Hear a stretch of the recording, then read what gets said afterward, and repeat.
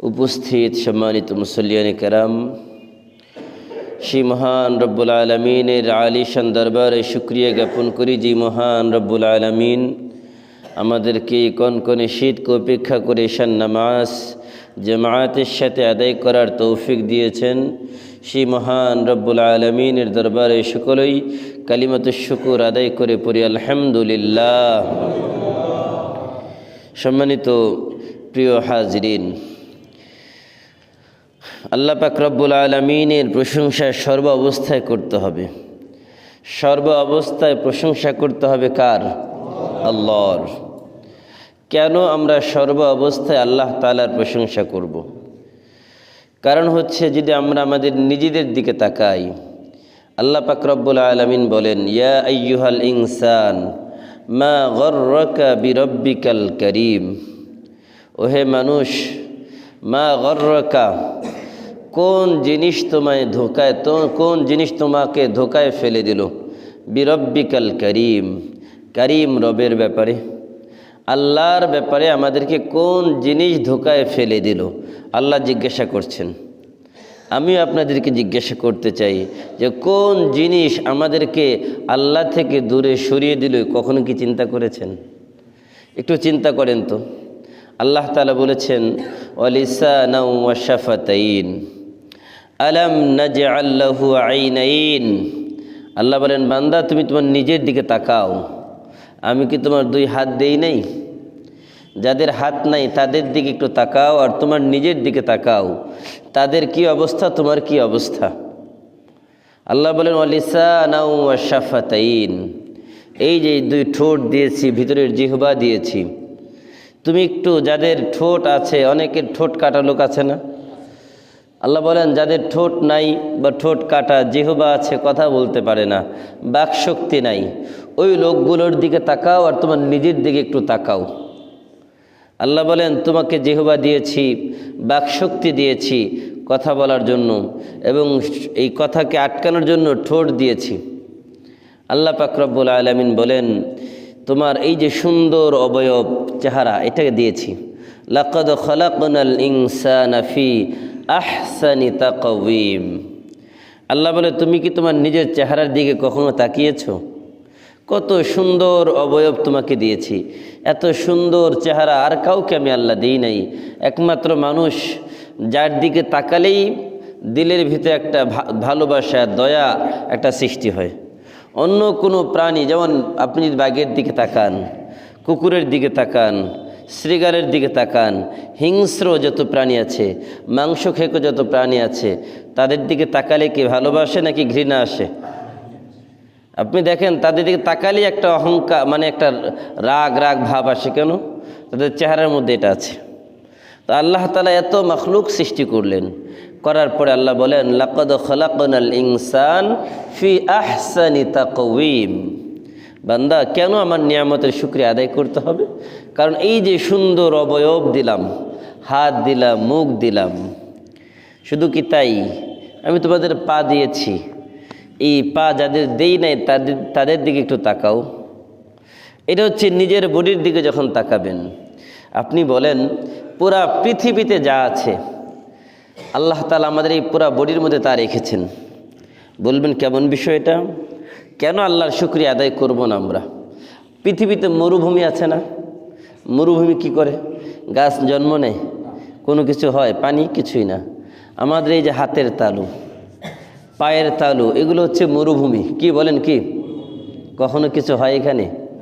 কখনো ভেবেছেন এটা? মুফাসসিরিন কেরাম বলেন, মানুষের শরীরের মধ্যে পৃথিবীর একটা দৃষ্টান্ত হচ্ছে হাতের তালু। এটা হচ্ছে মরুভূমির মতো। মরুভূমির মধ্যে যেমন গাছ গজায় না, যেমন সেখানে কোনো তরুলতা, কোনো কিছু জন্ম নেয় না, ঠিক আল্লাহ তাআলা এই যে মানুষের হাতের তালু, পায়ের তালু, এগুলোকে মরুভূমির মতো করে দিয়েছেন। এখানে কখনো পশম গজায়? কখনো হয় না। আপনি যত পানি ঢালেন, পানিটা হাত থেকে আস্তে করে পড়ে যায়। আপনি চিন্তা করেন, পৃথিবীতে যত নদী নালা, সাগর যা কিছু আছে, এগুলোর দৃষ্টান্ত মুফাসসিরিন কেরাম বলেন, এটার একটা দৃষ্টান্ত আল্লাহ মানুষের শরীরে দিয়েছে।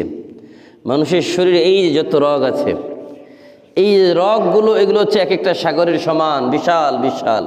এই রগগুলোকে যে আপনি বের করেন, সাগর থেকে মহাসাগর হয়ে যাবে। আল্লাহ তাআলা সাগর মহাসাগরের দৃষ্টান্ত মানুষের শরীরের মধ্যে রগের মাধ্যমে দিয়েছেন। সুবহানাল্লাহ বলবেন না? আপনি কেন আল্লাহর শুকরিয়া আদায় করবেন না? পৃথিবীতে মারাজাল বাহরাইনি ইয়ালতাকিয়ান বাইনাহুমা বারযাখুল লা ইয়াবগিয়ান। পানি দুই প্রকার আছে। কয় প্রকার? কয় প্রকার? একটা হচ্ছে মিষ্টি পানি, একটা লোনা পানি, আছে না? তো আল্লাহ বলেন এই দুই পানির মাঝখানে আমি আল্লাহ তাআলা একটা দেওয়াল দিয়ে রেখেছি, কিন্তু একই সাথে চলছে। কিন্তু সাদা পানি মিষ্টি পানি লোনা পানির মধ্যে যায় না, লোনা পানি আবার মিষ্টি পানিতে যায় না, হয় না এমন? দেখেন না আপনারা ভাইয়ের আমার? তো মানুষের শরীর থেকেও দুই রকম পানি বের হয়। মুখ দিয়ে একরকম পানি বের হয়, নাক দিয়ে আরেক রকম পানি বের হয়, হয় না? তো মানুষের শরীর থেকেও আল্লাহ মিষ্টি পানি বের করেন, আবার মানুষের শরীর থেকে আল্লাহ লোনা পানিও বের করেন। তো এইটার একটা দৃষ্টান্ত আল্লাহ দিয়েছেন মানুষের শরীরের মধ্যে। আপনি দেখেন, আপনি যদি পৃথিবীর সৌন্দর্যের দিকে তাকান, এত গাছ গাছালা, এত কিছু দিয়ে আল্লাহ সুন্দর করলেন, বলবেন হুজুর এই গাছ গাছালা আছে নাকি শরীরে? হ্যাঁ, মানুষের শরীরের মধ্যে অসংখ্য অগণিত গাছ গাছালা আল্লাহ দিয়ে রেখেছেন। সেগুলো কি? আমরা এই গাছ থেকে অক্সিজেন নেই, কার্বন ডাইঅক্সাইড ছাড়ি, এগুলোর মাধ্যমে আমরা সুস্থ থাকি। কিন্তু আল্লাহ আমাদের শরীরের মধ্যে অসংখ্য গাছগাছালা দিয়ে রেখেছেন। এই যে আমাদের শরীরের যে পশমগুলো দেখেন না, মুফাসসিরিনে কেরাম বলেন এই শরীরের পশমগুলো হচ্ছে পৃথিবীর গাছগাছালার মতো। এইগুলোর সাথে গাছপালার তুলনা করা হয়েছে। সুবহানাল্লাহ। সুতরাং পৃথিবীতে যা কিছু আছে সব কিছুর দৃষ্টান্ত আল্লাহ এই বডির মধ্যে রেখেছেন। সুবহানাল্লাহ বলবেন। তো আমরা কেন আল্লাহর প্রশংসা করব না? আল্লাহ এই জন্যই বলেছেন, বান্দা কেন আমার প্রশংসা করবে না? আল্লাহ বলেন ওয়াইন তাউদ্দু নি'মাতাল্লাহি লা তুহসুহা ইন্নাল ইনসানা লাযালুমুন কাফফার। আল্লাহ বলেন আমি তোমাদেরকে যে পরিমাণ নিয়ামত দিয়েছি, যদি তোমরা তা গণনা করো, লা তুহসুহা, তা গণনা করে শেষ করতে পারবেন না। বলি সুবহানাল্লাহ। কিন্তু কি হলো? ইন্নাল ইনসান লাযালুমুন কাফফার। মানুষ বড় জালেম, মানুষ বড় অকৃতজ্ঞ। কে বলেছেন এটা? আল্লাহ। আল্লাহ যদি বলেন বড় জালেম, বড় অকৃতজ্ঞ, এটা কি কখনো ব্যর্থ হতে পারে? দেখবেন এই জন্য আল্লাহ এত নিয়ামত দেয়, তারপরে আল্লাহ নিয়ামতের শুকরিয়া আদায় করে না। সম্মানিত হাজিরিন, আলহামদুলিল্লাহি রাব্বিল আলামিন এর সরল অনুবাদ, সমস্ত প্রশংসা সেই আল্লাহর জন্য, যিনি পৃথিবীসমূহের মালিক, জগৎসমূহের মালিক বা রব, পালনকর্তা। আর রহমানির রহিম, যিনি পরম করুণাময় অসীম দয়ালু। রহমান আর রহিম দুইটার অর্থ একই, দয়ালু। কিন্তু বলেছিলাম যে রহমান এটা হচ্ছে ব্যাপক, আর রহিম হচ্ছে সংকীর্ণ। রহমানটা ব্যাপক কেমন? রহমান দুনিয়া ওয়াল আখিরা। এই রহমান আল্লাহর দয়া, এটা দুনিয়ার মধ্যে সবার জন্য, মুসলমান, কাফের, ইহুদি, খ্রিস্টান, বৌদ্ধ, নাসারা, ইমানদার, বেঈমান, যে আল্লাহর ইবাদত করে তার জন্য আল্লাহ রহমত, যে আল্লাহর ইবাদত করে না তার জন্য আল্লাহ রহমত। সুবহানাল্লাহ। কিন্তু রহিম, শুধু রহিমটা আল্লাহ আখিরাতে। কার জন্য? ইমানদারের জন্য। বলেন কার জন্য? যারা ইমানদার তাদের প্রতি আল্লাহ শুধু দয়া করবেন কিয়ামতের দিন, আর অন্য কারো প্রতি দয়া করবেন না। মালিকি ইয়াউমিদ্দিন, মালিকুন মানে বিচারক, ইয়াউমিদ্দিন দিনের, দেখেন দিনের অনেকগুলো অর্থ। ইয়াউমুন অর্থ দিন, দিন অর্থ জাযা প্রতিদান দিবস, দিন অর্থ হচ্ছে জীবন ব্যবস্থা, এরকম অনেক কয়টা অর্থে দিন ব্যবহার হয়েছে। মালিক ইয়াউমিদ্দিন বিচার দিবসের মালিক। এখন এই বিচার দিবস কেন বিশেষভাবে বললেন? আল্লাহ তাআলা কি এখন কি সব কিছুর মালিক না? আল্লাহ তো এখনও সব কিছুরই মালিক। বিচার দিবসের মালিক কেন বললেন? কারণ আল্লাহ তাআলা এখন তো আমাদেরকে স্বাধীনতা দিয়ে রেখেছেন। আল্লাহ তাআলা আমাদেরকে স্বাধীনতা দিয়েছেন, আমরা দুনিয়াতে ন্যায় অন্যায় যা করি সব কিছুর বিচার দুনিয়াতে হয় না? সব কিছুই হয়, কিন্তু আল্লাহ তাআলার কাছে চূড়ান্ত ফয়সালা বিচার হবে। এই জন্য যারা দুনিয়াতে বিচার কার্য সম্পাদন করে তারা হচ্ছে আল্লাহ তাআলার প্রতিনিধি। এখন এই মানুষগুলো যদি বিচার করতে গিয়ে অন্যায় কাজ করে, বিচার করতে গিয়ে যদি অন্যায় পন্থা অবলম্বন করে, ন্যায় আর ইনসাফের পথ থেকে সরে গিয়ে জুলুমের পথ যদি বেছে নেয়, তাহলে সে কি আল্লাহর প্রতিনিধি থাকবে? তো যারা এই যে বিচারের ক্ষেত্রে অন্যায় করবে, জুলুম করবে, যারা বিচারের ক্ষেত্রে দুর্নীতিগ্রস্ত হবে, কিয়ামতের ময়দানে তাদের আর হিসাব লাগবে না, তারা বিনা হিসাবে জাহান্নামে যাবে। কোথায় যাবে? আল্লাহ বলেন আলাইসাল্লাহু বিআহকামিল হাকিমিন। আল্লাহ বলেন আলাইসাল্লাহ, আল্লাহ কি বিআহকামিল হাকিমিন, সকল বিচারকদের মধ্যে থেকে ন্যায় বিচারক নয়? আল্লাহ প্রশ্ন করতেছেন, আল্লাহ কি ন্যায় বিচারক নয়? অবশ্যই। এই জন্য আল্লাহ তাআলার প্রতিনিধি যারা হবে তারা কিন্তু সাধারণ মানুষ না। এই জন্য যারা বিচারক হয় তাদের এটা বোঝা দরকার। কিন্তু আমাদের বিচার ব্যবস্থার কি অবস্থা একটু তাকান বাস্তবে। এটা কেন? এটার কারণ হচ্ছে তারা এই যে মালিক ইয়াউমিদ্দিন, এটার অর্থ বোঝে নাই। আল্লাহর ভয় যদি তাদের ভিতরে থাকতো, কোনো দিন কোনো ক্ষমতার কাছে কি তারা মাথা নত করত? ক্ষমতা যাই বলুক, বিচার ব্যবস্থা আলাদা থাকবে। বিচার কারো কোনো কথায় বিচার হবে না, বরং কি হবে? বিচার তো বিচারের গতিতে চলবে। বিচারক যেটাকে ন্যায় মনে করবে সাক্ষীর মাধ্যমে সেটার পক্ষে সে রায় দিবে, যেটাকে অন্যায় মনে করবে সাক্ষীর মাধ্যমে সেখানে সে রায় দিবে। কিন্তু আমরা কি দেখি? অসংখ্য বাদী বিবাদীরা বলেন, কয় যে আমরা আদালতে যাই, আদালতে যাওয়ার পরে সব কিছু বিচারক শুনেন, শোনার পরে সিদ্ধান্ত দিতে পারেন না, বলে বিরতির পরে তার এজলাস থেকে একটা চিঠি লিখে পাঠিয়ে দেওয়া হয়, এটা রায়। আর বিচারক আদালতে আসেন না। তার মানে কি? তার মানে হচ্ছে আইন মন্ত্রণালয় থেকে সব কিছু নিয়ন্ত্রণ করা হচ্ছে। সেখান থেকে যারা আমাদের পক্ষে তাদের পক্ষে বিচার, আর যারা আমাদের বিপক্ষে তাদের বিরুদ্ধে আমার বিচার। সেটা আমার পক্ষের হোক আর বিপক্ষের হোক, ন্যায় হোক আর ইনসাফ হোক। যে আমার পক্ষের লোক তার জন্য আমার বিচার আছে, আর যে আমার বিপক্ষের লোক তার জন্য আমার বিচার নেই। এই যদি হয় বিচার ব্যবস্থা, বিচারকরা কি বাঁচতে পারবে? এই জন্য বিচারকদের প্রতি আমাদের খুব শ্রদ্ধা অনেক বেশি। কিন্তু কেন? ওই বিচারকের কলমের একটা খোঁচায় দেখবেন একজন নিরপরাধ মানুষ অপরাধী সাব্যস্ত হয়ে যায়।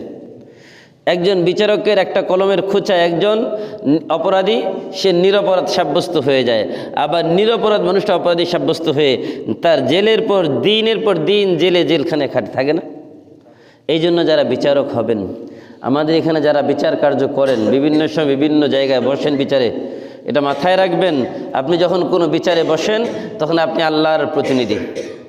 আপনার প্রতি যতই দাবাও আসুক, যতই চাপ আসুক যে ভাই এই বিচারের রায়টা এই পক্ষেই দিতে হবে, না, আপনি যদি ওই বিচার কাজ করতে না পারেন, যদি চাপ সামলাতে না পারেন, বিচারে যাবেন না। কিন্তু বিচার করতে গিয়ে বসে সেখানে অন্যায়ের পক্ষ কখনো নেবেন না। যদি নেন আলাইসাল্লাহু বিআহকামিল হাকিমিন, তাহলে আমি সবাই ধরা খেয়ে যাব। ইয়্যাকা না'বুদু ওয়া ইয়্যাকা নাস্তাঈন। ইয়্যাকা না'বুদু, আমরা আপনারই ইবাদত করি। আমরা ইবাদত কার করি? আল্লাহর। ওয়া ইয়্যাকা নাস্তাঈন, এবং একমাত্র আপনার কাছেই সাহায্য চাই। কার কাছে চাই? আল্লাহর কাছে। এখন এই যে ইয়্যাকা না'বুদু, আমরা একমাত্র আপনারই ইবাদত করি। আমরা দোয়ায় কুনুত পড়ি না? আল্লাহুম্মা ইন্না নাস্তাঈনুকা ওয়া নাস্তাগফিরুকা ওয়া নু'মিনু বিকা ওয়া নাতাওয়াক্কালু আলাইকা ওয়া নুসনি আলাইকাল খায়র। এই যেটা যে পড়েন, কখনো কি অর্থ পড়ছেন? অর্থ পড়েন নাই। দেখেন কত সুন্দর অর্থ। আল্লাহুম্মা ইন্না নাস্তাঈনুকা, আল্লাহ আমি আপনার কাছে সাহায্য চাই। আল্লাহুম্মা ইন্না নাস্তাঈনুকা ওয়া নাস্তাগফিরুকা, আল্লাহ আমি আপনার কাছে ক্ষমা প্রার্থনা করি। ওয়া নাস্তাগফিরুকা ওয়া নু'মিনু বিকা, আমি আপনার প্রতি ঈমান আনয়ন করি। ওয়া নুসনি আলাইকাল খাইর, আমি আপনার কল্যাণের প্রশংসা করি, আমি আপনার শুকর গুজার করি, আমি আপনার নাশুকরি করি না।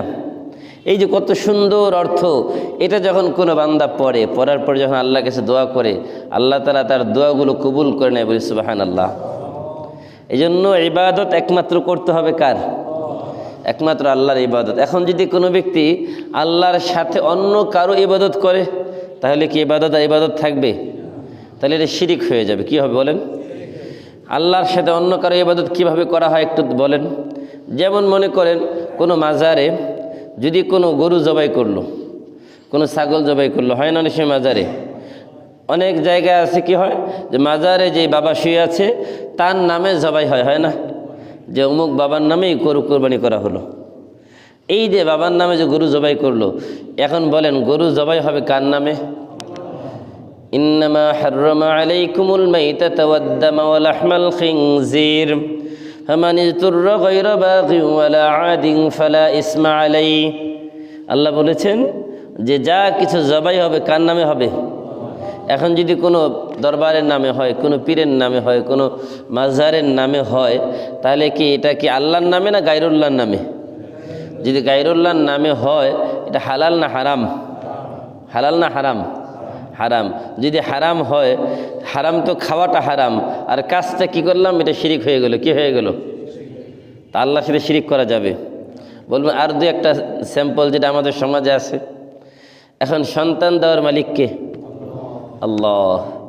আল্লাহ বলেন ইয়াহাবু লিমান ইয়াশাউ ইনাসা ওয়া ইয়াহাবু লিমান ইয়াশাউ যুকুর আও ইউযাওয়িজুহুম যুকরানা ওয়া ইনাসা ওয়া ইয়াজআলু মান ইয়াশাউ আকিমা ইন্নাহু আলিমুন কাদির। আল্লাহ বলেন আমি যাকে চাই ছেলে সন্তান দেই, আর যাকে চাই ছেলে এবং মেয়ে উভয়টা দেই। আমি আল্লাহ যাকে চাই কোনো সন্তানই দেই না, তাকে বন্ধা বানিয়ে রাখি। আর সব কিছুর ক্ষমতা কার হাতে? এখন আমাদের সমাজে অনেক মা বোনেরা আছে যারা না বুঝে কি করে পীর বাবার কাছে যায়, অনেকে বিভিন্ন মাজারে মান্যত করে। আসেন এমন? এই যে মাজারে মান্যত করলো, পীর বাবার দরবারে গেলে তার কাছে সন্তান চাইলো, এটা কি জায়েজ? শিরিক। কি বলেন এটা কি? আল্লাহ যেখানে বলতে সন্তান দেওয়ার মালিক আল্লাহ, তো এই জন্য এই যেই কাজটা করবে এটা শিরিক, এটা আমরা নিজেরাও করব না। যদি কেউ করে তাকে আমরা বুঝাবো যে ভাই এটা করতেছেন, এটা শিরিক, এটা করা যাবে না। মাজারে যাবেন, কি করবেন জানেন? মাজারে গিয়ে জিয়ারত করবেন, দোয়া করবেন, ব্যাস। মাজারে যাবেন, দোয়া করবেন, এটা অন্য কিছু না। মাজারে সিজদা করা যাবে। আমাদের সমাজে আছে না কিছু ভাই আমাদের গিয়ে মাথা ঠেকিয়ে সেখানে সিজদা করে, আছেন এমন? আছে। মাজারে যাবেন, গিয়ে কি করবেন? দোয়া করবেন, কিন্তু সেখানে কি আপনি সিজদা করবেন? যিনি শুয়ে আছেন তিনার কি দেওয়ার কোনো ক্ষমতা আছে? দেওয়ার ক্ষমতা আছে? সব কিছু দেনেওয়ালা কে? আল্লাহ রাসূল কি বলেছেন? ওয়াল্লাহু ইউতি ওয়া আনা কাসিমুন। আল্লাহ রাসূল বলতেছেন নিজে যে আমি শুধু এলেমের বন্টনকারী, এলেমের দাতা আল্লাহ। এলেমের দাতা কে? যদি রাসূল এলেম দিতে পারতেন, রাসূল নিজেই বলতেন যে আমি এলেমের বন্টনকারী, আমি এলেমের দাতা। কিন্তু রাসূল এটা বলেন নাই, বলছেন কি যে আমার হাতে কিছু নাই, আমাকে আল্লাহ দিয়েছে, এটা আমি বন্টন করে দেই। দেওয়ার মালিক কে? আল্লাহ। তাই আমরা ইবাদত করব একমাত্র কার? আল্লাহর। ওয়া ইয়্যাকা নাস্তাঈন, সাহায্য চাইব একমাত্র কার কাছে? আল্লাহর কাছে। এটা বলবেন কেন? আল্লাহ বলেন ইন্নামাল মুমিনুনা আল্লাযীনা ইযা যুকিরাল্লাহু ওয়াজিলাত কুলুবুহুম ওয়া ইযা তুলিয়াত আলাইহিম আয়াতুহু যাদাতহুম ঈমানা ওয়া আলা রাব্বিহিম ইয়াতাওয়াক্কালুন। আল্লাহ বলেন ইমানদারের একটা বৈশিষ্ট্য হচ্ছে ইমানদার সব কাজে সর্ব অবস্থায় ভরসা করবে কার উপরে? আল্লাহর উপরে। আপনার আমার যদি মৃত্যু লেখা থাকে যুদ্ধের ময়দানে, আমি আপনি কি ঘরে বসে মারা যাব? আমার আপনার মৃত্যু যদি লেখা থাকে শাহাদাতের মৃত্যু, আমি আপনি কি হাসপাতালের বেডে মারা যাব? নামাজে মারা যাব? কখনোই না। আমি মনে রাখবেন হক কথা বলার ক্ষেত্রে কোনো ভয় নাই। কেন জানেন? কারণ ইযা জাআ আজালুহুম লা ইস্তাখিরুনা সাআ ওয়া লা ইস্তাকদিমুন। আমাদের এটা চূড়ান্ত বিশ্বাস, আল্লাহর কোরআনে তো কখনো মিথ্যা হতেই পারে না। পারে নাকি? আমার জবান মিথ্যা হতে পারে, আমি ভুল বলতে পারি, কিন্তু আল্লাহর কোরআনে যা আছে এর মধ্যে কি কোনো সন্দেহ আছে? সন্দেহ নাই। আল্লাহ বলেন তোমার মৃত্যু যেটা লেখা আছে চূড়ান্ত সময় ঠিক তখনই হবে, এর আগে তোমাকে কেউ মারতে পারবে না, কেউ তোমাকে মারতে পারবে না। সে যত বড়ই কিছু হয়ে যাক, তোমার মাথায় সে পিস্তল ঠেকিয়ে রেখেছে, কিন্তু তোমার সময় হয় নাই, তোমাকে মারতে পারবে না, তারই ক্ষমতা নাই। আল্লাহ রাসূল সাল্লাল্লাহু আলাইহি ওয়াসাল্লাম এক যুদ্ধ থেকে ফিরতেছেন, যুদ্ধ থেকে ফেরার পথে এক জায়গায় তাঁবু স্থাপন করলেন, শুয়ে একটু আরাম করতেছেন। তো আরাম করার সময় তলোয়ারটাকে একটা গাছের ঢালের মধ্যে ঝুলায় রাখলেন। এক শত্রু কাফের সে দূর থেকে দেখতেছে যে রাসূল এখন তো শুয়ে ঘুমাইছে, বাস রাসূলের তরবারিটা একটা গাছের ডালের মধ্যে ঝুলানো, তো এটাই সুযোগ মুহাম্মদ সাল্লাল্লাহু আলাইহি সাল্লামকে হত্যা করার। সে পা টিপে টিপে আস্তে আস্তে করে, এক পা দুই পা করে, কোনো আওয়াজ ছাড়া আস্তে আস্তে একদম রাসূলের মাথার কাছে চলে আসছে। সবাই ঘুমন্ত, যুদ্ধ থেকে ফিরতেছেন, সবাই ক্লান্ত। এখন হাতে তরবারি নিয়ে নিছে, রাসূলের তরবারি নেওয়ার পরে বলে মুহাম্মদ কুম, বলছে মুহাম্মদ সাল্লাল্লাহু আলাইহি সাল্লাম দাঁড়াও, বলো আমার হাত থেকে তোমাকে কে বাঁচাবে। মাথায় গলার মধ্যে গর্দানে তরবারি রাসূলের, আর রাসূলকে ওই কাফের বলতেছে মুহাম্মদ বলো এবার তোমাকে আমার হাত থেকে কে বাঁচাবে। আল্লাহ রাসূল বলেন আল্লাহ। কে বাঁচাবেন? বলেন কে বাঁচাবেন? যখন এই কথা বলল, ওই কাফের হাত থেকে থরথর করে তলোয়ারটা নিচে পড়ে গেল। এবার রাসূল হাতে তলোয়ারটা নিলেন, নিয়ে তার ঘাড়ে ধরলেন, ধরে বললেন বলো এবার তোমাকে কে বাঁচাবে, বলো এবার তোমাকে কে বাঁচাবে। সে এদিকে তাকায়, ওদিকে তাকায়, উপরে নিচে, কোনো কিছু বলতে আর পারে না, কারণ তারা তো বহু বিশ্বাসী, তারা বহু বিশ্বাসে। এখন তাদের তো একজন চূড়ান্ত রক্ষাকারী কেউ নাই, এই জন্য চিন্তা করতেছে কে বাঁচাবে আমাকে। আল্লাহ রাসূল বললেন যাও তোমাকে মাফ করে দিলাম। কি বললেন? যাও তোমাকে মাফ করে দিলাম। সে চলে গেল। বাড়িতে গিয়ে চিন্তা করে, আমি যদি এই সুযোগ পাইতাম, যে তলোয়ারটা হাতে ধরে রাখতে পারতাম, তাহলে তো আমি মুহাম্মদের গর্দান উড়িয়ে দিতাম। মুহাম্মদ সুযোগ পাওয়ার পরেও আমাকে কেন মারল না, এ কেমন মানুষ। বাস এই ভাবতে ভাবতে ভাবতে তার ভিতরে চিন্তা আসলো যে না, মুহাম্মদে আরবি যেহেতু এত দয়ালু, ফাবিমা রাহমাতিম মিনাল্লাহ লিনতা লাহুম, যেহেতু তার ভিতরে এত দয়া, এত মায়া, এত ভালোবাসা, সে কখনো অন্যায় করতে পারে না। বাস সে আবার ফিরে আসছে, এসে বলল যে কি ব্যাপার, কেন আসছো? বলল যে নবী এবার আমি এসেছি আপনার হাতে কালিমা পড়ে মুসলমান হওয়ার জন্য। বলি সুবহানাল্লাহ। এই জন্য সব কিছুর মালিক কে? বিপদ থেকে বাঁচানোর মালিক আল্লাহ। এই জন্য যদি কেউ বিপদে পড়ে ডাকবো কাকে? আল্লাহ বলছেন ইস্তাঈনু বিস-সাবরি ওয়াস-সালাম, বান্দা বিপদগ্রস্ত হয়েছ, নামাজ পড়ো, আমার কাছে সাহায্য চাও, আমি আল্লাহ তোমার বিপদ দূর করে দেব। বলি সুবহানাল্লাহ। সাহাবায়ে কেরামের ঘরে ফাকাব মানে দারিদ্রতা চলছে, ঘরে খাবার নাই। এক সাহাবী, ঘরে কোনো খাবার নাই, তো কি করবে? স্ত্রীকে বললো যে নামাজ পড়ে দোয়া করো। ওই সাহাবী তিনিও নামাজে দাঁড়িয়ে গেলেন। এখন নামাজে দাঁড়িয়ে গেলেন, নামাজে দাঁড়ানোর পরে আল্লাহ কাছে দোয়া করতেছে, আল্লাহ খাবারের ব্যবস্থা করে দেন, ঘরে বাচ্চা কাচ্চা আছে, খাবার নাই, কি হবে? এখন নামাজ শেষ, দেখে যে একটু পরে ঘরের এক কোণা থেকে আটা বের হচ্ছে। কি বের হচ্ছে? কি ব্যাপার, এত আটা? মেশিন থেকে যেমন আটা বের হয়, ওই আটা বের হচ্ছে তো হচ্ছেই। এত পরিমাণ আটা বের হচ্ছে যে সব জায়গায় রাখার পরে আর জায়গা হচ্ছে না। তখন ওই সাহাবী ভাবলেন আচ্ছা দেখি কোন জায়গা থেকে বের হয়। দেখে ঘরের এক চিপায় একটা গমের দানা পড়েছিল, ওই গমের দানা থেকে আল্লাহ তাআলা আটা বের করে দিয়েছেন তার দোয়ার বরকতে। আর যখন এখান থেকে তোলার পরে আটা বন্ধ হয়ে গেছে। রাসূলের দরবারে গেছে ওই সাহাবী, গিয়ে বললেন ইয়া রাসূলুল্লাহ এই ঘটনা ঘটছে। আল্লাহ রাসূল বলেন আমার সাহাবী, তুমি যদি এখানে হাত না দিয়ে আরও মানুষকে ডাক দিতা, যত মানুষের দরকার মদিনার সকল মানুষকে যদি তুমি দিয়ে দিতা, তা ওই আটা আসা বন্ধ হতো না। তুমি তো ভুল করে ফেলছো। সুবহানাল্লাহ। এটা দোয়ার ফল। এই জন্য আর দোয়া ও মুখুল ইবাদা, দোয়া হচ্ছে সকল ইবাদতের মগজ। দোয়া কি বলেন? সকল ইবাদতের মগজ। আর দোয়া ও সিলাহুল মুমিন, দোয়া হচ্ছে ইমানদারের সবথেকে বড় হাতিয়ার। দোয়া হচ্ছে ইমানদারের সবথেকে বড় হাতিয়ার, অস্ত্র। এই জন্য দোয়ার বিকল্প নাই। জীবনে যত সমস্যা আসবে শুধু দোয়া করো আল্লাহর কাছে, কারণ আল্লাহ বিপদ থেকে উদ্ধারকারী। আল্লাহ চাইলে যত কঠিন বিপদই হোক উদ্ধার করতে পারে না? পারবে। এই জন্য সর্বাবস্থায় দোয়া করব। এই জন্য আমরা কার কাছে চাইব? আল্লাহর কাছে। ইহদিনাস সিরাতাল মুস্তাকিম, আমাদেরকে সরল সোজা রাস্তা দেখান।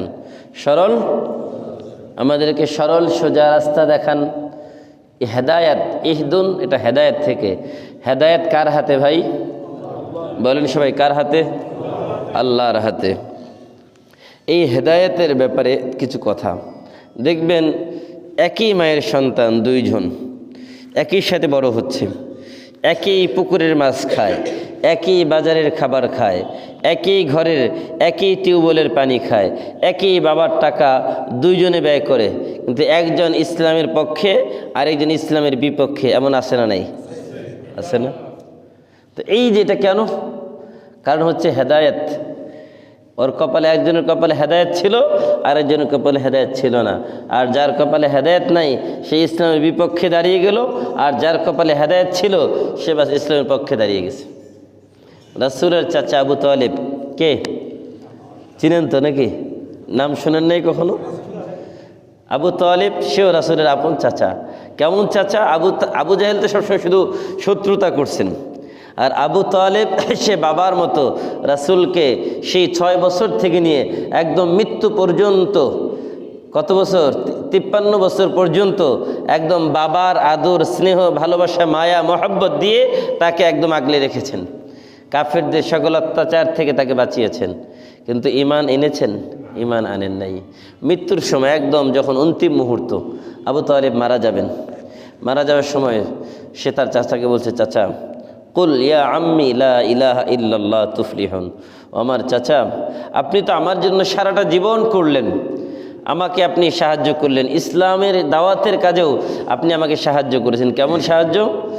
যখন আল্লাহ রাসূল দাওয়াত দিতে যাবেন, মক্কার সব কাফেররা আবু তালেবের কাছে আসছে, সে বলে, আবু তালেব তুমি তোমার ভাতিজাকে বলো, যদি সে তার এই দাওয়াতের মিশন থেকে বিরত না থাকে তাহলে কিন্তু আমরা তার ব্যাপারে পদক্ষেপ নিতে বাধ্য হব। কি পদক্ষেপ? বলল, পদক্ষেপ কি? তারা সিদ্ধান্ত নিল সর্বশেষ যে রাসূল সাল্লাল্লাহু আলাইহি ওয়াসাল্লামকে হত্যা করবে। তো আল্লাহ রাসূল বললেন, চাচা আপনি মনে রাখবেন, তারা যদি আমার এক হাতে চন্দ্র আর এক হাতে সূর্য দেয়, তারপরে আমি আমার এই দাওয়াতের মিশন থেকে বিরত থাকবো না। কত বড় কাজ তাহলে! তো এই দাওয়াত কাজ করতে গিয়ে রাসূলের কাছে কি কি প্রস্তাব আসছে? একটা প্রস্তাব তারা প্রথমে দিল, যে বলল যে আমার আবু তালেব তুমি তোমার ভাতিজাকে বলো, যদি সে মক্কার নেতৃত্ব চায়, যদি তার নেতা হওয়ার শখ থাকে, তাহলে আমরা তাকে মক্কার সবথেকে বড় নেতা বানিয়ে দিব। তারপরে দ্বিতীয় প্রস্তাব দিল, নেতাদের যেটা দরকার রাতকে রঙিন করার জন্য, রাতে রঙিন সাথী দরকার আছে না? এখন রাতকে রঙিন করার জন্য রাতের একজন সাথী দরকার, সুন্দরী রমণী। বলল যে প্রতি রাত্রে একজন করে সুন্দরী রূপসী মেয়ে তার কাছে দেওয়া হবে, সে তাকে নিয়ে আমোদ প্রমোদ করবে। বলেন নাউজুবিল্লাহ। তৃতীয় প্রস্তাব বলল যে নেতৃত্ব চালানোর জন্য, এটার জন্য তো টাকা পয়সা দরকার আছে, মক্কার সব থেকে বেশি ধনকূপ বানিয়ে দিব, সব থেকে বেশি টাকার মালিক বানিয়ে দিব মুহাম্মদ আরবিকে। এই 3 প্রস্তাব দিল। কয় প্রস্তাব? তো এখনও যারা দ্বীনের দায়ী, যারা দ্বীনের কাজ করে, তাদের কাছে এই প্রলোভন, এই লোভ লালসা এগুলো আসে। কেন আসে? যে তাদের কাছ থেকে তাদেরকে দ্বীন থেকে বিরত রাখার জন্য। প্রথম প্রস্তাব টাকা পয়সা দিবে, দ্বিতীয় প্রস্তাব আরাম আয়েশের জন্য, আমোদ প্রমোদের জন্য বাড়ি দিবে, সুন্দরী নারী দিবে। তৃতীয় প্রস্তাব তাদেরকে বলবে ক্ষমতা দরকার, 2-4টা সিটও ছেড়ে দিব, এমপি মন্ত্রীও বানাবো, তারপরে ওই দাওয়াতের মিশন থেকে বিরত থাকো। এখন বলেন, ওই এমপি আর মন্ত্রীর পদ বড় নাকি দ্বীনের দায়ী হয়ে দায়ী ইলাল্লাহ, আল্লাহর রাস্তায় দ্বীনের কাজ করা বড়? যারা বুঝে তো বুঝে। কেন বড়? আল্লাহ বলছেন, ওমান আহসানু কওলাম মিম্মান দাআ ইলাল্লাহ ওয়া আমিলা সালিহা ওয়া ক্বালা ইন্নানি মিনাল মুসলিমিন।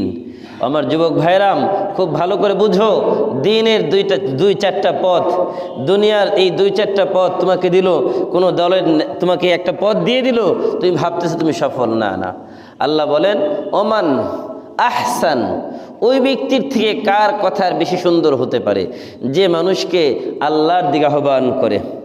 ওমান আহসানু কাওলাম মিম্মান দাআ ইলাল্লাহ ওয়া আমিলা সালিহা, এবং সে নিজেও ভালো কাজ করে।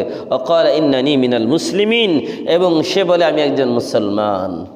ওই ব্যক্তির কথা আর পৃথিবীর যত রাজা বাদশাহ আছে তাদের কথাকে যদি এক পাল্লায় রাখা হয়, আর ওই দিনের দায়ীর কথা যদি আরেক পাল্লায় রাখা হয়, সে যদি কোনো দিন মজুর হয়, খেটে খাওয়া কোনো দিন মজুর, কিন্তু তার কথাটা ছিল আল্লাহর কথা, তাহলে ওই পৃথিবীর সকল রাজা বাদশার কথার থেকে ওই একজন দিন মজুরের আল্লাহর কথাটা সব থেকে বেশি ওজন আর দামি হয়ে যাবে। সুবহানাল্লাহ। এই জন্য হেদায়েত বড় মারাত্মক জিনিস। আমাদের ওস্তাদ, আমাদের শাইখুল হাদিস আল্লামা আব্দুল হাই দামাত বারাকাতুহুম, তিনি আমাদেরকে সবসময় বলতেন যে যখন কোন আলেমদের কাছে যাবা, আমাদেরকে বলতেন, আমাদেরকে নসিহত করতেন, যখন কোন ওস্তাদের কাছে যাবা তখন বলবা যে হুজুর আমার হেদায়েতের জন্য দোয়া করেন। কিসের জন্য? আমরা তো হেদায়েতের দোয়া চাই না কারো কাছে, না। কখনো জীবনে চাইছেন? বলেন তো, চিন্তা করেন যে হেদায়েত কী জিনিস। যে একবার হেদায়েত পেয়ে গেছে বাস তার জীবন সফল, আর যার হেদায়েত নেই সে ব্যর্থ। কারণ হেদায়েতই হচ্ছে আপনার মূল চাবিকাঠি, সফলতার মূল চাবিকাঠি হচ্ছে হেদায়েত। এই জন্য আমাদেরকে ওস্তাদরা বলতেন সব সময় প্রত্যেকটা ক্লাসে যে মুরব্বি পাইলেই বলবা যে ভাই আমার হেদায়েতের জন্য দোয়া করবেন। কারণ হেদায়েত এমন এক জিনিস, আবার হেদায়েতের কয়েকটা ব্যাখ্যা আছে। হেদায়েতের এক ব্যাখ্যা হচ্ছে ইসল ইলাল মাতলুব, ইরাতুত তরিক। ইরাতুত তরিক মানে কি? ইরাতুত তরিক মানে হচ্ছে মানে একজন মানুষকে শুধু রাস্তা দেখিয়ে দেওয়া, যে তুমি এই রাস্তায় গেলে পাটগ্রাম যেতে পারবা, এটা হচ্ছে ইরাতুত তরিক। আরেকটা হচ্ছে যে না, একজন মানুষ বুড়িমারির থেকে পাটগ্রাম আসবে, আমি তাকে সাথে করে হাতে ধরে নিয়ে আসলাম যে ভাই এটা হচ্ছে পাটগ্রাম। এখন এই যে একজন মানুষকে সাথে করে নিয়ে আসা, এটাও হেদায়েত, মানে রাস্তা দেখানো। আরেকজন মানুষকে শুধু বলে দেওয়া যে আপনি এই রাস্তা, এই রোডে গেলে আপনি সামনে পাটগ্রাম পাবেন, এটা কিন্তু হেদায়েত, মানে রাস্তা দেখানো। এই দুইটার মধ্যে পার্থক্য আছে না নাই? তো নবীদেরকে আল্লাহ তাআলা ইসল ইলাল মাতলুব, হাত ধরে ধরে ধরে আল্লাহ তাআলা রাস্তা দেখাইছেন। আর নবীর উম্মতদেরকে নবীরা শুধু রাস্তা বলে দিয়েছেন যে তোমরা এই রাস্তায় গেলে এটা হচ্ছে জান্নাতের পথ, আর এই বাম দিকে গেলে এটা হচ্ছে জাহান্নামের পথ। বলবেন দলিল? ফাআলহামাহা ফুজুরাহা ওয়া তাকওয়াহা। আল্লাহ বলেন এই যে দেখেন, আপনি যদি চিন্তা করেন হেদায়েতটা কেন এত গুরুত্বপূর্ণ। আপনি পশু পাখি জীব জন্তু মানুষ যত প্রাণী আছে সবাই কথা বলে না, সবাই খাবার খায় না, সবাই রাত্রে ঘুমায়, যা দরকার সব কিছু মিল আছে। আপনি চিন্তা করেন তো একজন মানুষ আর ওই পশু পাখির মধ্যে পার্থক্যটা কোন জায়গায়, কোথায় বলেন তো? মানুষের বিবেক আছে আর পশু পাখির কি নাই? আছে? নাই। তো বিবেক নাই, এটাই হচ্ছে বড় পার্থক্য। আল্লাহ বলেন এই যে মানুষকে যে আমি বিবেক দিলাম, এই বিবেক দিয়ে তাদেরকে ছেড়ে দিলাম, যা ভালো মন্দ বোঝার ক্ষমতা কিন্তু প্রতিটা মানুষের আছে। আমাদের সমাজে বলে না যে সব থেকে বড় আদালতের নাম কি? বিবেক। কি বলে? বলে না? এটা কেন বলে? এটার একটা কারণ আছে। ওই যে ফাআলহামাহা ফুজুরাহা ওয়া তাকওয়াহা, আল্লাহ বলছেন তোমার ভালো মন্দ বোঝার জন্য তোমাকে বিবেক দিলাম, এই বিবেক খাটাও। যদি বিবেক খাটাও, এই আয়াতের সাথে আপনার এই যে কথাটার মিল আছে। আমি চিন্তা করি যে সমাজে যত এরকম প্রবাদ আছে, ভালো ভালো প্রবাদ, এগুলো ম্যাক্সিমাম কোনো না কোনো আয়াত, কোনো না কোনো হাদিস থেকে নেওয়া, একটু চিন্তা করলে বের হয়ে যায়। তো এই জন্য যদি বিবেক দিয়ে কোনো মানুষ চিন্তা করে তাহলে দেখবেন তার মধ্যে হেদায়েত আসবে যে এটা মন্দ, এটা করা যাবে না, এটা ভালো, এটা করতে হবে। এই জন্য আমাদের কাজ কি? আমরা কি করি? আমরা কোন হেদায়েতের মধ্যে আছি? আমাদের কাজ যেটা, আমরা মানুষকে ইরাতুত তরিক, শুধু রাস্তা দেখাই। কি দেখাই বলেন? রাস্তা দেখাই। এখন বলবেন হুজুর এই যে সহজ সরল সোজা রাস্তা, এটা তো বুঝলাম যে একটা রাস্তা, কিন্তু এই রাস্তায় কারা কারা চলছেন, এই রাস্তার আসল মালিক কারা, এটা আপনি আরেক আয়াতের মধ্যে পাবেন যে উলাইকাল্লাযীনা আন'আমাল্লাহু আলাইহিম মিনান নাবিয়্যিন ওয়াস সিদ্দীকিন والشهداء والصالحين। আমরা তো বললাম যে আল্লাহর কাছে, আল্লাহ আমাদেরকে সহজ সরল রাস্তা দেখাও। আল্লাহ, এখন যদি আপনি আল্লাহর কাছে বলেন যে আল্লাহ সহজ সরল রাস্তা কার, আল্লাহ বলেন তারা হচ্ছে ওই সমস্ত মানুষ, সিরাতাল্লাযীনা আন'আমতা আলাইহিম, সহজ সরল রাস্তা আমাদেরকে দেখান। আর ওই রাস্তাটা কোনটা? ওই সমস্ত মানুষের রাস্তা যাদেরকে আপনি পুরস্কৃত করেছেন, যাদেরকে আপনি কি করেছেন? পুরস্কৃত করেছেন। কাদেরকে আল্লাহ পুরস্কার দিয়েছেন আসুন আমরা জানি। উলাইকাল্লাযীনা আন'আমাল্লাহু আলাইহিম মিনান নাবিয়্যিন ওয়াস-সিদ্দীকিন ওয়াশ-শুহাদা'i ওয়াস-সালিহিন। আল্লাহ 4 প্রকারের মানুষকে পুরস্কৃত করছেন। কয় প্রকার? এই যে আল্লাহ তাআলা 4 প্রকারের মানুষকে যে পুরস্কৃত করলেন, 1 নম্বর নাবিয়্যিন, 1 নম্বর কি বলেন? নবী। 1 নম্বর কারা? নবী। নবীদের পথ হচ্ছে সঠিক পথ। 2 নম্বর সিদ্দীকিন। 2 নম্বর কারা? সিদ্দীক, যারা সত্যবাদী। সত্যবাদী কারা? যারা পরিপূর্ণ আল্লাহ রাসূলের ইতাআত করে, আনুগত্য করে, তারা হচ্ছে সিদ্দীকিন। 3 নম্বর ওয়াশ-শুহাদা, যে আল্লাহর রাস্তায়, এখন আল্লাহর রাস্তায় দিন কায়েমের জন্য আপনার যদি প্রয়োজন হয় আপনি নিজের জীবনটাকে বিলিয়ে দিবেন আল্লাহর রাস্তায়। এখন গণতন্ত্র কায়েম করার জন্য যদি কেউ মারা যায় তাকেও শহীদ বলে। আহারে, আপনি বলেন মদের বোতলে যদি দুধের লেবেল লাগান, কি বললাম? মদের বোতল, কিন্তু কি লেখা আছে? দুধের লেবেল। মধুর বোতল লেখা আছে সেখানে মদের লেবেল, দুটো কি এক হবে? আপনি মদের বোতলে যতই আপনি লেবেল লাগান ওই যে মধুর, সেটা কি মধু হবে? আহারে, গণতন্ত্র তো এটা ইসলাম না, কিন্তু আমরা গণতন্ত্রকে এমনভাবে খেয়ে ফেলছি মনে হয় এটাই ইসলাম। এটাই ইসলাম। ইসলাম আর খেলাফত, গণতন্ত্র দুটো এক কখনোই হবে না। তেল পানিকে একসাথে হয়? ইসলামের সাথে গণতন্ত্রের এতটা বৈপরীত্য, এতটা দূরত্ব, শুধু এতটুকু বুঝেন। বুঝতে পারছেন? তেল পানি যেমন এক হয় না, ইসলাম আর গণতন্ত্র কখনোই এক হয় না। কেন? অসংখ্য আয়াত। এর ব্যাপারে একদিন আলাদা আলোচনা করব, নিয়ত আছে ইনশাআল্লাহ, ওইদিকে যাচ্ছি না। সিরাতাল্লাযীনা আন'আমতা আলাইহিম, যে আল্লাহ ওই সমস্ত মানুষের রাস্তা আমাদেরকে দেখান যাদেরকে আপনি পুরস্কৃত করছেন। তারা কারা? 1 নম্বর নবী। 1 নম্বর কারা? নবীদের রাস্তা। 2 নম্বর সিদ্দীকিন। আবু বকর সিদ্দিক রাদিয়াল্লাহু তাআলা আনহু সিদ্দিকদের সর্দার হবেন। কি হবেন? এই ব্যাপারে একটা হাদিস আপনাদেরকে বলি। আল্লাহ রাসূল সাল্লাল্লাহু আলাইহি ওয়াসাল্লাম বলেন, মান সাদ্দাকা, যে ব্যক্তি সবসময় সত্য কথা বলে, আর সত্য কথা বলতে বলতে একটা সময় আল্লাহর ফেরেশতারা তার নামটা সিদ্দিকদের খাতায় লিপিবদ্ধ করে দেয়। সুবহানাল্লাহ। এজন্য জীবনে যদি সিদ্দিক হতে চাই, প্রতিটা মানুষ হতে পারবে, কেউ বাদ নাই। 1 নম্বর, জীবনে যত বিপদ আসুক মিথ্যা বলা যাবে না। কি বলা যাবে না? কোনো অবস্থায় মিথ্যা বলা যাবে না। বিশেষ করে ব্যবসায়ীদেরকে বলছি, মিথ্যা বলার দরকার নাই। আপনার মাল আপনি 5 টাকা দিয়ে কিনছেন, আপনি 500 টাকা বিক্রি করবেন, বলার দরকার কি? আপনি বলবেন যে ভাই আমি এত টাকা বিক্রি করবো, পোষায় নেন না পোষায় না নেন। কিন্তু আপনি কিনছেন 10 টাকা দিয়ে, আপনি বলতেছেন যে না আমি 500 টাকা দিয়ে কিনছি, ভাই বলেন আপনি 500 টাকার কম বিক্রি করা সম্ভব? এই যে কথাটা বললেন, আপনি তো হারাম করলেন, মিথ্যা কথা বললেন। এখন লোকটা চিন্তা করে, আহা যদি কেনাই হয় 500 টাকা, অন্তত কিছু তো লাভ দেওয়া দরকার। আচ্ছা ভাই 50 টাকা বাড়ায় দিলাম, দেন 550 টাকা দেন। আপনি কি করলেন? 10 টাকার মাল, এই যে বাকি সবগুলো হারাম করলেন। আপনি 500 কেনা 1000 টাকায় বিক্রি করেন, কোনো অসুবিধা নেই। কিন্তু এই যে মাঝখানে একটা মিথ্যা কথা বললাম, এটাই আমার সব হারাম করে দিল। এই জন্য আল্লাহ তাআলা ব্যবসায়ীদেরকে এই সকল মিথ্যা বলা থেকে আল্লাহ হেফাজত করে, বলেন আমিন। কেন বললাম? কারণ এটা অহরহ হয়, খুব অহরহ হয়। এই জন্য একটু সতর্ক হন। বাস, আপনার ব্যবসা, আপনার পুঁজি, আপনার তো লাভ হবেই এমনিতেই। আপনি বলেন যে আমার এই জিনিস আমি এত টাকা বিক্রি করব, ভাই তোমার পছন্দ হয় নাও, না হয় না নাও। আরও অনেক কথা আছে না, কিন্তু এর মিথ্যা না বলা। আরও অনেকভাবে আপনি তাকে বুঝাইতে পারেন, কিন্তু কখনো মিথ্যার আশ্রয় নিব না।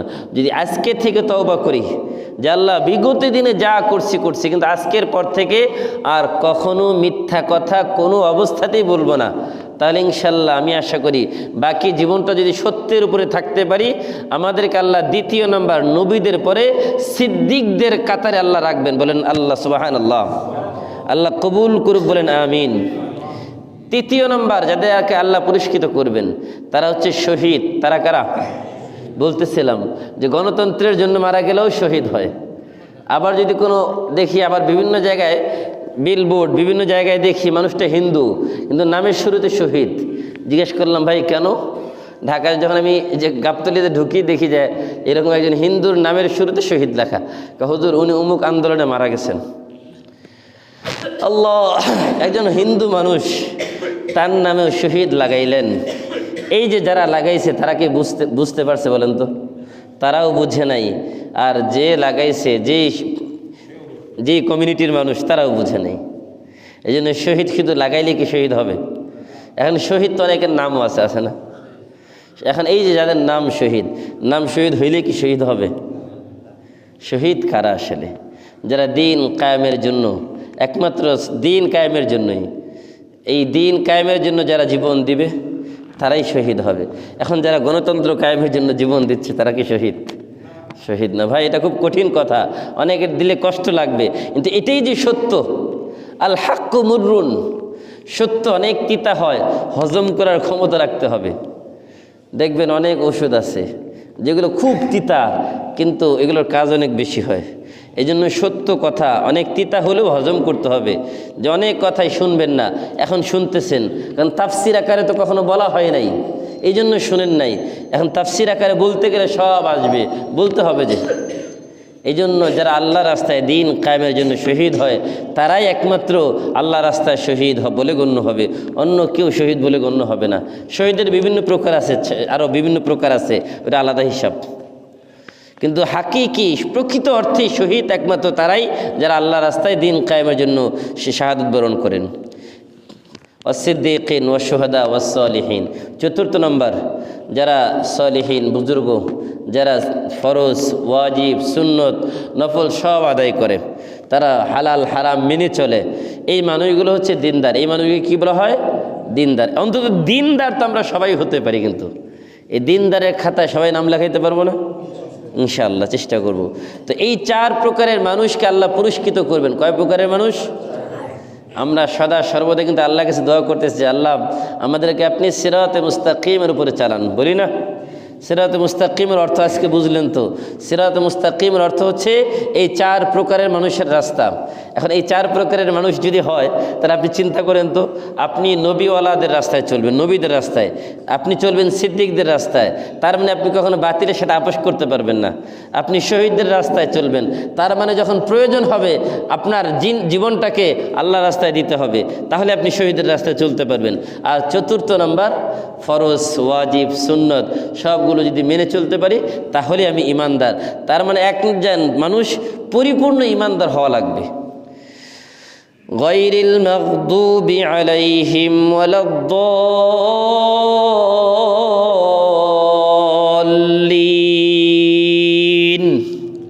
আমরা শেষ বলি আল্লাহর কাছে, আল্লাহ আপনি আমাদেরকে তাদের রাস্তায় চালায়েন না। তারা কারা? যাদের উপরে আপনার গজব, অভিশাপ নাজিল হয়েছে, তারা এবং যারা পথভ্রষ্ট। এই 2 শ্রেণীর মানুষের কাছ থেকে আমরা মুক্তির জন্য আল্লাহর কাছে বিশেষভাবে দোয়া করি, কিন্তু আমরা বুঝি না কার কাছ থেকে আমরা দূরে থাকার চেষ্টা করি। আল্লাহর কাছে আমরা 24 ঘন্টায় যত নামাজ পড়ি, ফরজ হোক, ওয়াজিব হোক, সুন্নত হোক, নফল হোক, তাহাজ্জুদ হোক, যত নামাজ, সব নামাজে সূরা ফাতিহা পড়ি না, কিন্তু আমরা বুঝি না। আর না বুঝার কারণে আমরা বিষয়গুলো তালগুল পাকায় ফেলি। আমরা আল্লাহর কাছে বলতেছি, আল্লাহ আপনি আমাদেরকে ওই সকল মানুষের রাস্তায় চালায়েন না যাদের উপরে আপনার গজব, অভিশাপ নাজিল হয়েছে, এবং তাদের রাস্তায় আমাদেরকে চালায়েন না যারা পথভ্রষ্ট, গুমরাহ। এখন কথা হচ্ছে আল মাগদুব, গায়রিল মাগদুব দ্বারা কারা? গায়রিল মাগদুব হচ্ছে ইহুদি। বলেন কারা? ইহুদি। এই ইহুদিদের উপরে আল্লাহর গজব। আল্লাহ বলছেন, দরিবাত আলাইহিমুয যিল্লাতু ওয়াল মাসকানা وباءوا بغضب من الله ذلك بأنهم كانوا يكفرون বিআয়াতিল্লাহ ওয়া ইয়াকতুলুনান নাবিয়্যিনা বিগাইরিল হক যালিকা বিমা আসাউ ওয়া কানু ইয়াতাদুন। শেষ করে দেব, সূরা শেষ, আমাদের আলোচনাও শেষ। আল্লাহ বলেন, এই যে ইহুদিদের কাছ থেকে আমরা বাঁচতে কেন চাই, এটার কারণটা কি? তাদের উপর আল্লাহ গজব নাজিল করেছে। আল্লাহ বলেন, দুরিবাত আলাইহিমুযিল্লাহ ওয়াল মাসকানা, দারিদ্রতা, লাঞ্ছনা, এগুলা ইহুদিদের সাথে একদম অঙ্গাঙ্গিভাবে জড়িত। এগুলো ইহুদিদের থেকে কখনোই দূরে যাবে না। কিন্তু পৃথিবীর অবস্থা এখন উল্টা। ইহুদিরা হচ্ছে সুপার পাওয়ার। ইহুদিরা তারা আমেরিকাকে চালায়, ঠিক না? মাত্র 70 লাখ ইহুদি। কয় লাখ? আমরা মুসলমান কত কোটি? 250। বলেন কত? 250 কোটি মুসলমান পৃথিবীতে। এখন আমরা দ্বিতীয় স্তরে আছি, খ্রিস্টানদের সংখ্যা একটু বেশি। এখন আমরা মুসলমান আছি দ্বিতীয় স্তরে। এই 250 কোটি মুসলমান 70 লাখ ইহুদির দিকে যদি থুতু ফেলে, শুধু থুতু নিক্ষেপ করে, তাহলে ওই ইহুদির জাত কি থাকার কথা? কিন্তু কোথায় গেল আমাদের সেই শক্তি? কোথায় গেল আমাদের সেই ঈমান? আমরা থুতুটা দিতেও ভয় করি। ইহুদিদের দিকে থুতু ফেললে মনে হয় আমি আর বাঁচব না। এই যে একটা অবস্থা, অথচ আল্লাহর কাছে দোয়া করি, আল্লাহ গায়রিল মাগদুবি আলাইহিম, ইহুদির থেকে আমাদেরকে বাঁচান। আরে বাঁচার চেষ্টা তো করতে হবে। আল্লাহ রাসূল বলছেন, মান তাশাব্বাহা বিকওমিন ফাহুয়া মিনহুম, যে জাতি তাদের সাদৃশ্য অবলম্বন করবে সে তাদের অন্তর্ভুক্ত হয়ে যাবে। বলবেন কোরআন থেকে একটা দলিল দেন। আল্লাহ বলেন, ইয়া আইয়ুহাল্লাযীনা আমানু লা তাত্তাখিযুল ইয়াহুদা ওয়ান নাসারা আউলিয়া বা'দুহুম আউলিয়াউ বা'দ ওয়া মান ইয়াতাওয়াল্লাহুম মিনকুম ফাইন্নাহু মিনহুম ইন্নাল্লাহা লা ইয়াহদিল কওমায যালিমিন। আল্লাহ বলেন, ওহে ঈমানদারেরা, লা তাত্তাখিযুল ইয়াহুদা ওয়ান নাসারা, তোমরা এই যে দুই গ্রুপ, ইহুদি প্রথমে বলছে, এরপরে ওরা দলিন মানে নাসারা, খ্রিস্টান। পথভ্রষ্ট কারা? খ্রিস্টান। মাগদুব দ্বারা আসলে এদের কেন বলা হয়েছে? ইহুদিরা জানতো, সব জেনে শুনে রাসূলকে মিথ্যাবাদী বলতো। ইহুদিরা জানতো যে রাসূল সত্য নবী, ইহুদিরা জানতো যে রাসূল শেষ নবী, কিন্তু এরপরেও তারা স্বীকার করতো না। কেমন জানতো? এটা আল্লাহ বলছে, ইয়ারিফুনাহু কামা ইয়ারিফুনা আবনাআহুম, তারা রাসূলকে এমনভাবে চিনত যেমনভাবে পিতা তার সন্তানকে চিনে। এমনভাবে তারা চিনত রাসূলকে যে ইনি শেষ নবী, কিন্তু তারপরেও গুসায় রাগে রাসূলকে সত্য বলতো না। এই জন্য আল্লাহ বলছে, গায়রিল মাগদুব আলাইহিম ওয়ালা দল্লিন। দল্লিন মানে খ্রিস্টান, এরা পথভ্রষ্ট, মানে এরা আসলে বুঝে না, এরা না বুঝে এরা গুমরা হয়ে গেছে। আর ইহুদিরা বুঝার পরে গুমরা হয়েছে। তো যে বুঝার পরে গুমরা হয় সে বড় নাকি যে না বুঝে গুমরা হয়? যে বুঝার পরে। এখন ঠেটা লোক আছে না কিছু, দেখবেন সব জানে এটাই ঠিক, তারপরেও নিজেরটা ঠিক রাখার জন্য সব ভুল আছে না? তো ইহুদিরা হচ্ছে এরকম একরুখা। দুরিবাত আলাইহিমুযিল্লাতু ওয়াল মাসকানা, আল্লাহ বলেন তাদের উপরে লাঞ্ছনা আর বঞ্চনা এটা চিরকাল থাকবে। ওয়াবাউ বিগযবিন মিনাল্লাহ, আল্লাহর পক্ষ থেকে তাদের উপরে গজব অবধারিত। কেন? কারণ যালিকা বিআন্নাহুম কানু ইয়াকফুরুন, এই কারণে যে বিআন্নাহুম কানু ইয়াকফুরুনা বিআয়াতিল্লাহ, তারা আল্লাহর আয়াতকে অস্বীকার করেছে। ওয়া ইয়াকতুলুনান নাবিয়্যিন, তারা নবীদেরকে হত্যা করেছে অন্যায়ভাবে। যেই জাতি নবীদেরকে হত্যা করে তারা কি কখনো সঠিক হতে পারে? রিওয়ায়াতে আসছে তারা প্রায় 70-এর ঊর্ধ্বে নবীকে হত্যা করছে। কতজন? এই ইহুদিরা প্রায় 70-এর ঊর্ধ্বে নবীকে তারা হত্যা করছে। ওয়া ইয়াকতুলুনান নাবিয়্যিন বিগাইরিল হক, আল্লাহ বলে যালিকা বিমা আসাউ ওয়া কানু ইয়াতাদুন, এরা অবাধ্য ছিল, নাফরমান ছিল, এরা বাড়াবাড়ি করেছে। এই জন্য ইহুদিদের সাথে আমাদের কখনো বন্ধুত্ব হতে পারে না। এখন আমাদের দেশের বিভিন্ন রাষ্ট্রীয় বিভিন্ন কাজে ইহুদিদের সাথে বন্ধুত্ব করা হয়। এই যে করা হয় এটা আল্লাহর কোরআনের ডাইরেক্ট বিরুদ্ধে। আপনি যতই বন্ধুত্ব করতে চান হবে না তো, কারণ আল্লাহ বলছে তারা তোমাদের চূড়ান্ত শত্রু, এরা তোমাদের কখনো বন্ধু হবে না। আল্লাহ যেটা একদম সিলমোহর মারছেন যে এরা কখনো মুসলমানের বন্ধু হতে পারেই না। আপনি যতই গায়ের জোরে একদম সব দিয়ে দেন, বন্ধু হবে? আল্লাহ বলছে মুশরিক যারা, যারা পৌত্তলিক, যারা মূর্তি পূজা করে, এরা তোমাদের কখনো বন্ধু হবে না, এরা তোমাদের চূড়ান্ত শত্রু। এদেরকে তুমি দেশ দিয়ে দিলেও কখনো বন্ধু হবে না। এখন আমি আমার সব কিছু দিয়া তাকে বন্ধু বানাইতে চাই, কিন্তু কি বন্ধু কি হবে বলেন তো? হবে না। এই জন্য ইহুদি, খ্রিস্টান, মুশরিক এরা আমাদের কখনো বন্ধু হবে না। এই জন্য গায়রিল মাগদুবি আলাইহিম, সব সময় ইহুদি, খ্রিস্টান, মুশরিক এদেরকে দিল থেকে ঘৃণা করবেন যখন এই আয়াত পড়বেন। কেন? আপনি তো আল্লাহর কাছে বাঁচতে চাইতেছেন এদের কাছ থেকে, আবার যদি এদের সাথে উঠা বসা করেন, এদের সাথে লেনদেন করেন, এদের সাথে মুআমালাত, বন্ধুত্ব, তাহলে আপনার এই আয়াতের সাথে সম্পর্ক কোথায় থাকলো? আগে তো বুঝেন নাই, কিন্তু আজকে তো মোটামুটি বুঝছেন, বুঝেন নাই? আজ কিন্তু অনেকটা ক্লিয়ার হয়ে গেছে বিষয়গুলো। এই জন্য সূরা ফাতিহার তাফসির মুফাসসিররা অনেক লম্বা সময় করেন, কিন্তু আমি সংক্ষেপে ছেড়ে দিলাম, বলছি খুব বেশি করব না। ওয়ালা দল্লিন আমিন। আমরা এই যে আমিন কি সূরা ফাতিহার কোনো অংশ না, মনে রাখবেন, এটা হাদিসের অংশ। হ্যাঁ, এটা কেন পড়ি আমরা? সব থেকে বড় দোয়া হচ্ছে সূরা ফাতিহা। বলেন, সব থেকে বড় দোয়া কি? আপনার আমার জীবনে যত দোয়া দরকার, কোনো দোয়া পারেন না আপনি, সূরা ফাতিহা পড়বেন। অনেক সময় তাহাজ্জুদের নামাজ পড়েন, নফল নামাজ পড়েন, হুজুর আমি তো একটু দোয়া করতেছি কিন্তু আরবি দোয়া পারি না। তো মনে রাখবেন, সব থেকে বড় দোয়ার নাম কি? সূরা। আপনি সিজদায় গেছেন, সিজদায় সব থেকে বেশি দোয়া কবুল হয়। দোয়া কবুলের সব থেকে বড় জায়গা কোনটা? সিজদা। আপনি সিজদায় গেলেন, একা একা নফল নামাজ পড়তেছেন, আপনি সিজদার তাসবিহ পড়ে সূরা ফাতিহা পড়তে থাকবেন, চোখের পানি ফেলতে থাকবেন। আল্লাহ আপনার যেই সমস্যাগুলো আছে সব সমস্যা ওই সূরা ফাতিহার মাধ্যমে সমাধান করে দেবেন। সুবহানাল্লাহ। সব থেকে বড় দোয়া, এর থেকে বড় কোনো দোয়া নাই। আল্লাহ তাআলা আমাদের সকলকে সূরা ফাতিহার উপরে আমল করার তৌফিক দান করুন। আমিন। ওয়া মা আলাইনা ইল্লাল বালাগ।